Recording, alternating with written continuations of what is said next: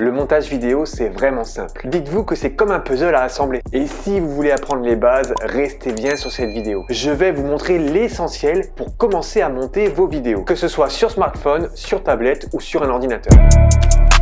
Avec plus de 450 vidéos postées sur YouTube depuis 2015 et des collaborations avec des entreprises telles que la Maison de la Bible, Progressif Média, le CIDJ ou bien le Diocèse de Toulouse, j'ai eu l'occasion de m'occuper du montage de nombreuses vidéos. Au-delà de la technique, un bon montage, c'est surtout des plans bien choisis et bien édités. Le travail de montage est largement facilité quand un tournage a été préparé et qu'un script a été réalisé. Par exemple, j'ai écrit le texte de cette vidéo en amont et je n'ai plus qu'à l'interpréter face à la caméra. Ainsi, lorsque je vais monter mes séquences, j'aurai déjà établi un ordre et le puzzle sera plus facile à assembler. Dans la même idée, en me basant sur mon script, je sais déjà quel plan de coupe ajouter à mon montage en fonction de mon texte. Alors, qu'est-ce que le plan de coupe? C'est un plan qui vient illustrer le propos et apporter du rythme à la vidéo. Point vraiment important dans le montage, apporter du dynamisme à la vidéo.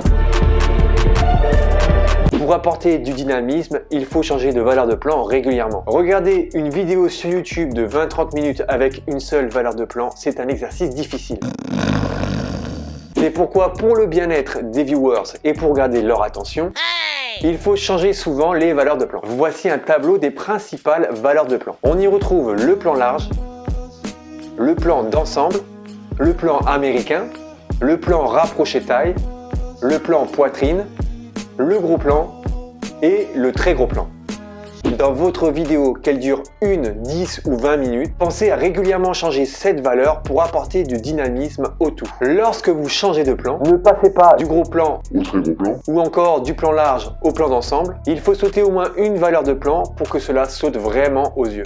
On le voit régulièrement sur YouTube ou sur les réseaux sociaux et vous n'avez même pas besoin de plusieurs caméras pour le faire. La vidéo que vous regardez actuellement est filmée par une seule caméra. Mais je peux changer la valeur de plan en zoomant tout simplement dans l'image et en prenant comme repère de changement mon texte. Avec ces deux conseils, vous avez l'essentiel pour commencer le montage vidéo quel que soit votre support. Le reste, ce n'est que de la technique. Et en termes de workflow, ça donne ça. Écriture, tournage de la ou des séquences, on peut aussi dire rush à la place de séquence, tri et import des séquences dans la bibliothèque de votre logiciel de montage vidéo, assemblage et édition des séquences pour que l'ensemble de la vidéo soit cohérent. L'édition, ça va être de raccourcir ou trim en anglais et ça on peut le faire de plusieurs manières. Par exemple avec l'application CapCut sur smartphone en utilisant les bandes blanches aux extrémités des séquences ou bien avec l'outil diviser et sur Final Cut avec le système de rognage des bords ou bien le fameux raccourci Pomme B pour scinder une séquence en deux. Vous l'aurez deviné, CapCut et Final Cut, ce sont les deux applications que j'utilise. L'un des meilleurs exercices pour commencer le montage, c'est de s'entraîner à monter une vidéo d'ouverture de porte avec plusieurs angles.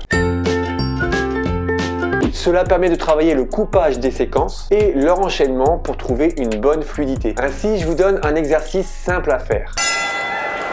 Filmer une personne en train d'ouvrir une porte sous 3 angles et avec des valeurs de plan différentes. Ensuite, importez les séquences dans votre logiciel et faites en sorte que le rendu soit propre. Pour le reste du workflow, on va avoir tout ce qui est gestion du son, les titrages, la retouche des couleurs, les effets spéciaux. Mais ma vidéo ne concerne que la base du montage vidéo. Donc pour l'instant, entraînez-vous. On reviendra plus tard sur ces aspects dans d'autres vidéos. Pour le moment, vous pouvez exporter votre travail. Je vous conseille de l'exporter en 1080p et 25 images par seconde. C'est le standard que l'on voit régulièrement. N'hésitez pas à me poser vos questions en commentaire. J'espère que la vidéo vous a plu. Pensez à vous abonner et à liker pour donner de la force. Je vous dis à bientôt. Ciao.